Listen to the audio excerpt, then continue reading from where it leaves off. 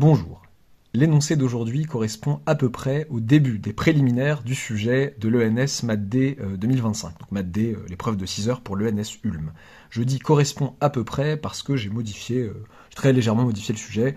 Leur fonction allait de Z dans C, moi je l'ai fait aller de Z dans R pour ouvrir à plus de filières, à des filières qui n'ont pas travaillé sur les complexes, mais qui ont quand même les notions pour pouvoir faire ça, et ce dès la première année. Voilà, c'est premières années compatibles.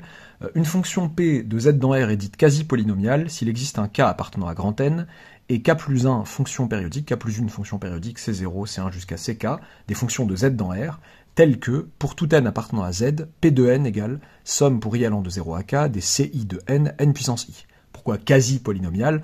On a quasi une expression polynomiale. Si les CI de N, enfin, si les fonctions CI avaient le bon goût d'être des constantes, eh bien, ce serait une fonction polynomiale. C'est un cas particulier de fonction quasi-polynomiale. Dans ce cas-là, enfin, prendre des CI constantes. Une fonction constante est périodique. Voilà. Oublions pas que je n'oublie pas moi-même que je vais quand même de Z dans R et pas de R dans R ou que sais-je. Voilà, je prends des entiers. Petit 1, montrer que l'ensemble des fonctions quasi-polynomiales forme un R espace vectoriel. Petit 2, montrer que si P et Q sont deux fonctions, donc de Z dans R, quasi-polynomiales, telles que P de N égale Q de N pour tout N supérieur ou égal à 0, alors P égale Q. Donc, deux fonctions quasi-polynomiales qui coïncident sur Z doivent coïncider, sur grand N, doivent coïncider sur Z, tout entier. Voilà, c'est ça le but de la deuxième question. Vous pouvez vous donner, 25 minutes, voire une demi-heure peut-être de réflexion et de recherche avant de regarder la correction, et c'est parti, correction. Bon, on va rappeler en tout début, au cas où, pas faire perdre trop de temps aux gens, que F, l'ensemble des fonctions de Z dans R, est un espace vectoriel, est un R espace vectoriel. Cet ensemble muni des lois usuelles, voilà, l'addition classique entre fonctions, la multiplication par un scalaire, ici en l'occurrence par un réel, eh bien cet ensemble est un R espace vectoriel. Et on va montrer que l'ensemble des fonctions quasi-polynomiales, à qui on va donner un nom, soit A, l'ensemble des fonctions quasi-polynomiales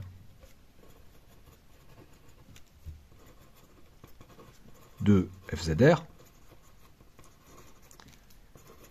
on lui a donné ce petit nom-là. Eh bien bon, déjà de toute façon, A est bien évidemment inclus dans FZR par définition.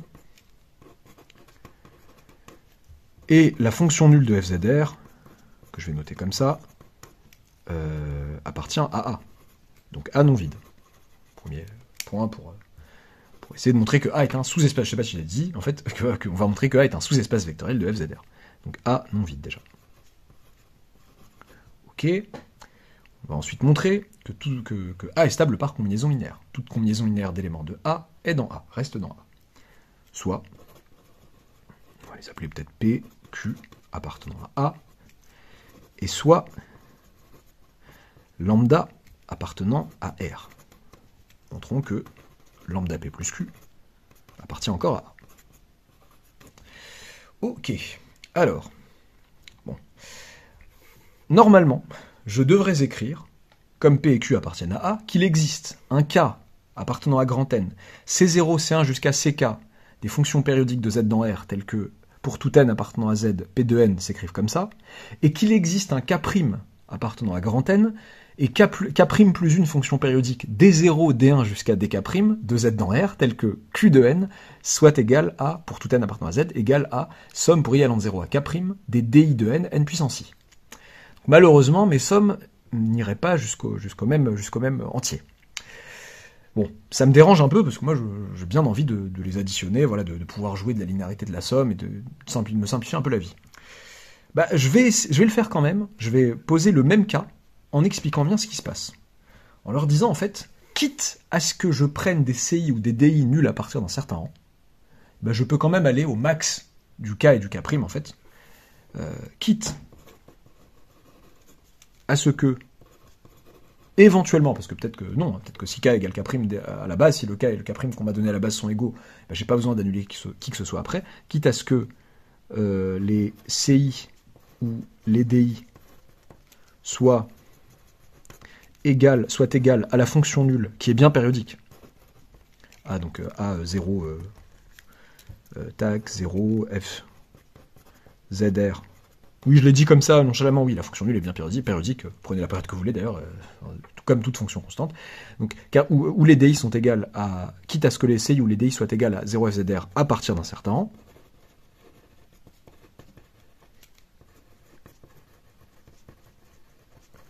eh bien, il existe un cas commun, il existe un cas appartenant à grand N, C0, C1 jusqu'à CK, D0, D1, donc je rappelle encore une fois, pardon, 0 FZR, qui appartient bien à A, donc ça posera pas de problème, D0, D1 jusqu'à DK, tous des... appartenant à quoi fonctions périodiques, donc des fonctions de Z dans R périodiques. Donc il y en a combien? Il y en a K plus 1 plus K plus 1, donc 2K plus 2. Tel que, pour tout n appartenant à grand Z, P de n. J'ai failli en faire un où est l'arnaque, où je faisais semblant que c'était le même cas sans m'expliquer, sans dire pourquoi. Mais je m'étais dit, bon si, c'est une arnaque. Hein. Je corrige, mais pas tous les points, clairement. Mais je m'étais dit que bon, ça reste juste, c'est pas bien expliqué, mais ça reste juste de fait. Voilà. De fait, il reste juste de pouvoir écrire ça pour cette raison. Parce que je peux quand même choisir qu'à partir d'un certain rang, certains des CI, enfin les CI ou les DI soient nuls, donc c'est pour ça que je peux écrire que Pn, ça serait la somme pour i allant de 0 à k des CI de n, n puissance i, et q de n, ce serait, la somme pour i allant de 0 au même k, des DI de n, n puissance i. En lisant ça, normalement, mon correcteur a compris. Donc, quitte à ce que je prenne le K qui serait le grand K, qui serait le max du petit K et du petit K' hérité de chacune des P de P ou de P et de Q, eh bien voilà, je peux écrire ça. Donc ça, c'est cool. Ok, mais alors. Et alors, on a donc que pour tout n appartenant à Z, lambda P plus Q de n est égal par linéarité, rapidement, à la somme pour i allant de 0 à K des lambda CI plus DI, linéarité de la somme, linéarité de l'évaluation à n, ok, lambda CI plus DI de n, parce que lambda CI de n plus DI de n, ça fait lambda CI, c'est comme si j'appliquais la fonction lambda CI plus DI à n, fois n puissance i. Bon, le tour est quasiment joué, faut que j'explique que cette fonction est périodique. La fonction qui a n associé, enfin, la fonction lambda CI plus DI, pour un i quelconque, il faut qu'elle soit périodique.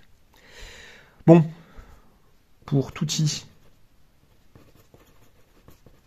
appartenant à 0K, CI périodique,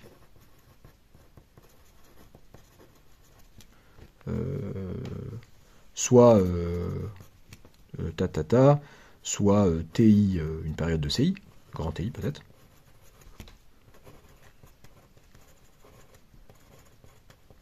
et DI est aussi périodique, soit T'I, une période de DI. Ok. Attention, c'est pas forcément la même période, là, pour le coup. Je peux pas m'amuser comme ça.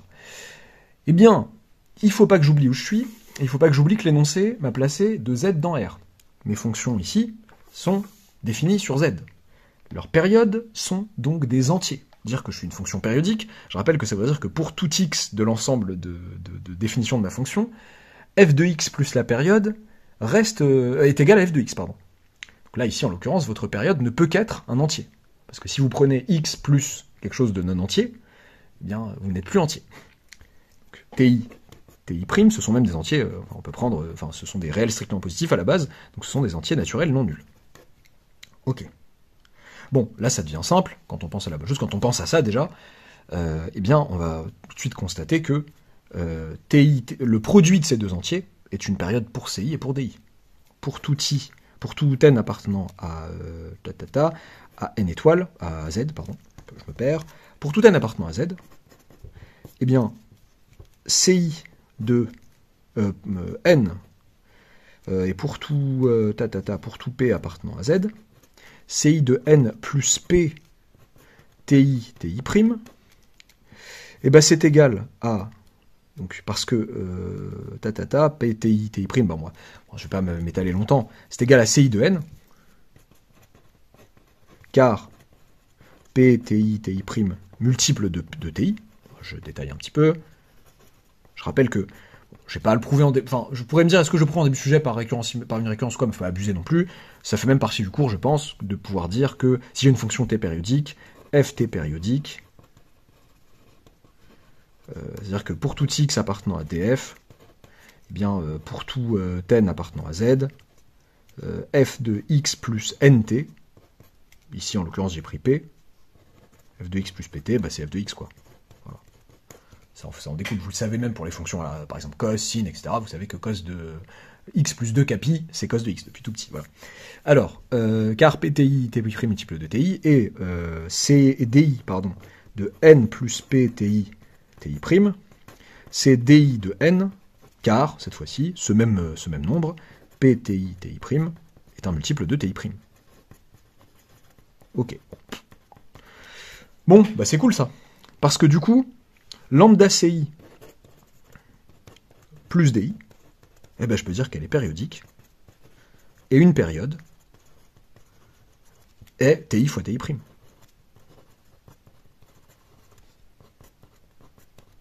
Ok, ça c'est cool. Bah, du coup, qu'est-ce que j'ai réussi à faire? J'ai réussi à écrire que pour tout n appartenant à z, lambda p plus q de n, c'était somme pour y allant de 0 à k, un certain k, d'une certaine fonction périodique appliquée à n, fois n puissance i. Une fonction périodique de z dans R comme prévu, qui vérifie ça. Enfin, bon, je vais avoir la flemme de changer de page, faut pas faire ça le jour J. Enfin, eh bien, lambda p plus q appartient à A, et conclusion, A est un sous-EV de FRR, de FZR, pardon, donc A est un, il faut que j'écrive, je l'écris pas là, mais il faut que j'écrive, donc A est un R espace vectoriel. Donc l'ensemble des fonctions quasi-polynomiales forment un R espace vectoriel. Petit 2, on me demande de montrer que si P et Q de Z dans R sont deux fonctions quasi-polynomiales qui coïncident sur grand N, alors elles sont égales. Donc, ok, soit PQ appartenant à A, tel que, pour tout n appartenant à grand N, P de n égale Q de n. Pareil avec ma remarque de la 1, CF1, il existe un K appartenant à grand N, il existe C0, C1 jusqu'à CK, D0, D1 jusqu'à DK, le même cas, de Z dans R périodique, tel que, eh bien, pour tout n appartenant à grand N, bon je réécris, hein, P de n, bon, je ne fais que réécrire les trucs, P de n égale somme pour I allant de 0 à K des CI de n, n puissance I, et Q de n, la même chose avec les DI. Pardon, c'est un peu laid, n puissance I. Donc qu'est-ce que nous savons pour tout n appartenant à Z, pardon même. Et nous savons que pour tout n appartenant à grand N, eh bien ça égale ça. Je vais essayer de gagner du temps et de voir ce que je peux en dire.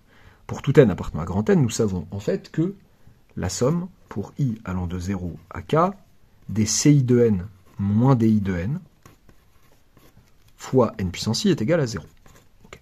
Si ça avait été des fonctions polynomiales, j'aurais pu dire, ah, je fais la différence, la différence est une fonction polynomiale qui s'annule sur n tout entier, donc qui a une infinité de racines, donc en tant que polynôme, ça serait le polynôme nul, et donc la fonction polynomiale associée sur z, elle serait nulle aussi. Le problème, c'est que c'est pas des fonctions polynomiales, enfin ça, c'est pas des constantes vis-à-vis de n. Donc qu'est-ce que je fais? Je vais ruser un peu. Bon, on m'oblige à faire varier ça en fonction de n. Ok, d'accord, bon, il y a quand même une périodicité. Je vais essayer de jouer de la périodicité de mes CI et de mes DI en essayant de chercher une période commune. La 1, je vous ai rien dit, j'ai pris des périodes communes pour mes CI, pour C1, D1, C2, D2, une période commune à C1 et à D1, une période commune à C2 à D2, etc. Et bien là, je peux faire mieux que ça, je peux prendre une période commune à tous mes CI et à tous mes DI. Donc, si, pour tout I appartenant à 0K, pardon, CI admet pour période un certain, on a dit TI appartenant à n étoiles, DI admet pour période un certain TI' appartenant à n étoiles, posons grand T, le produit de tous ces messieurs. Le produit pour I allant de 0 jusqu'à K, des TI, TI'. Voilà. T est une période commune à tout le monde. T multiple de tous les TI et de tous les TI'.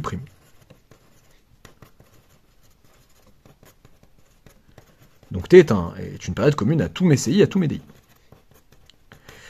Ok, donc TI, des éléments de l'étoile, ok, très bien. Bon, que faire de ce T-là? Ce qui est intéressant, c'est que, comme je sais que cette égalité est vraie pour tout n appartenant à grand N, pour tout n appartenant à grand N, somme pour i allant et pour tout P appartenant à grand N, somme pour i allant de 0 à k des CI moins DI, en fait. CI, donc j'aurais pu écrire CI moins DI ici. CI moins DI de... Je vais, donc cette égalité qui est vraie pour tout entier naturel n, je vais l'appliquer, l'évaluer, en, non pas n, mais en n plus p fois ma période. T, oui, j'ai le droit d'appeler t, j'ai eu un bug. N plus pt, ça appliqué à n plus pt fois n plus pt puissance i, et bien ça fait toujours 0. Et en quoi c'est intéressant? Parce que là, le n plus pt me permet de faire varier ces gens, enfin, ça me fait plusieurs valeurs d'entiers naturels en lesquels j'ai cette égalité, mais ici, je peux me ramener tout de suite en disant, mais écoutez, mais ça c'est toujours somme pour i allant de 0 à k, dci moins di de n. Par le fait que t soit une période commune à tous les ci, à tous les di, donc à tous les ci moins di. N plus pt puissance i. Ah oui, restez bien jusqu'à la fin, la phrase de youtubeur. Je vais dire un mot vite fait sur le fait, alors que tout à l'heure, je me rends compte que, en réalité, je l'ai pas dit, j'ai pas dit les termes, mais avec ma petite stratégie de tout à l'heure, je me rends compte que les fonctions périodiques de z dans R, forment un R espace vectoriel. Une combinaison linéaire de fonctions périodiques de z dans R reste périodique de z dans R avec mes petites astuces. Mais une fonction périodique, une combinaison linéaire de fonctions périodiques de R dans R n'a aucune raison de rester périodique. On va en parler vite fait. Donc là, on est content d'être de z dans R. Pardon. Donc on a pour tout n et pour tout p, on a ça. Pour tout n appartenant à grand n et pour tout p appartenant à grand n, on a cette égalité. Mais attendez, mais qu'est-ce que je peux dire là, si je prends un peu de hauteur polynomiale? Le polynôme somme pour i allant de 0 à k des ci moins di de n étant fixé. Voilà, je me ramène à des coefficients fixés en fixant le n. X puissance, non, mais pourquoi qu'est-ce qui s'est passé là? X puissance i a donc une infinité de racines.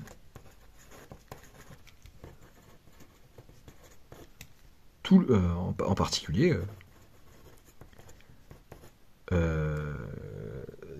tous les, j'allais noter de manière ensemble, c'est pas la peine, tous les n plus pt, avec p, c'est p qui se balade là, p se baladant dans n, sont racines.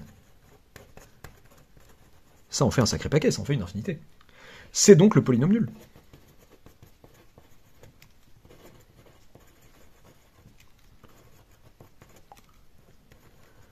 Polynôme à coefficient dans R, corps infini, etc. Bon. Donc, en fait, en réalité, la fonction polynomiale associée, donc c'est coefficient, pardon, je sais pas pourquoi je me suis perdu, c'est coefficient, pourquoi je parle de fonction polynomiale, donc pour tout i appartenant à 0k, ci moins di de n égale 0. Ci de n égale di de n. Grâce à ça, je suis déjà remonté à l'égalité de mes CI, que mes fonctions CI et mes fonctions DI coïncident sur Z. Sur N, justement. Et moi, je voudrais qu'elles coïncident sur Z. Bon, je fais un mini-effort. Je leur dis, écoutez maintenant, soit N appartenant à Z, donc ça c'est pour tout N appartenant à grand N, soit N appartenant à Z, je leur dis, les gars, il existe un certain entier P, tel que N plus PT, puisque la T est ma période commune strictement positive, un entier qui est un entier naturel non nul, je le rajoute un certain nombre de fois, et je suis assuré qu'au bout d'une certaine valeur, n plus pt appartient à n. Est-ce que je dois justifier ça? Si je devais justifier ça, faut peut-être pas abuser, mais si je devais justifier ça, n plus pt tend vers plus l'infini lorsque p tend vers plus l'infini, donc à partir d'un certain rang, c'est strictement positif, ou positif ou nul, c'est toujours un entier, c'est donc un entier positif ou nul, ça appartient à grand n, voilà, si vous voulez. Donc il existe un p appartenant à grand n tel que n plus pt appartienne à grand n, et qu'est-ce que j'ai? J'ai ci de n, qui est égal à ci de n plus pt par périodicité de ci, par t périodicité de ci, qui est égal à di de n plus pt, parce que nous savons que ce monsieur est un entier naturel et que ci et di coïncident sur n, et enfin ça fait di de n. Donc pour tout n appartenant à z, ci de n égale di de n, ok? Enfin, mes ci et mes di coïncident sur z tout entier, et enfin, pour tout n appartenant à z, donc on a dit p de n, c'est la somme pour i allant de 0 à k des ci de n, je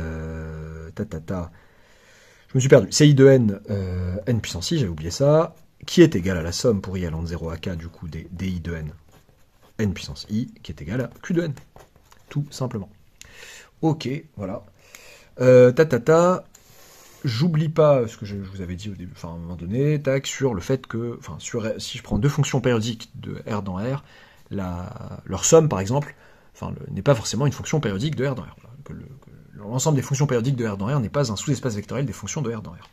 Bah, vous prenez par exemple f, la fonction qui a x associée, bon je l'appelle f cos x, g, la fonction, le but ça sera de jouer, bon là elle sera 2pi périodique, je vais en prendre une qui serait 1 périodique, qui a x associe 2πx, cos pardon de 2πx,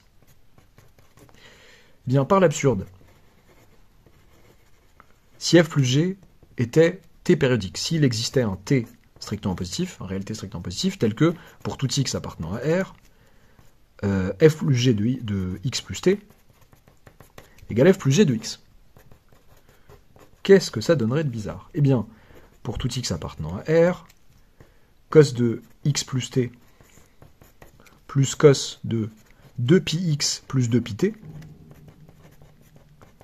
égale cos de x plus cos de 2πx. Je vais essayer de m'amuser avec ça. Je vais m'amuser pour x égale 0 déjà, puisque ça c'est vrai pour tout réel x. En prenant x égale 0. Et ben, qu'est-ce que j'obtiens? J'obtiens que cos t plus cos de 2πt, ça c'est plutôt cool, c'est plutôt rigolo, égale cos 0 plus cos 0. Et cos 0 plus cos 0, ça fait 2.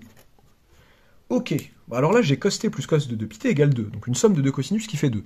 Or, les cosinus de ce que vous voulez, c'est toujours compris entre moins 1 et 1. Donc vous avez une somme de deux nombres compris entre moins 1 et 1 qui fait 2. Nécessairement, chacun de ces deux nombres doit être égal à 1. Parce que si par hasard, par malheur, l'un de ces deux nombres était strictement inférieur à 1, leur somme serait strictement inférieure à 2. Donc cos de t égale 1 et cos de 2πt égale 1. Est-ce que je dois vraiment changer de feuille?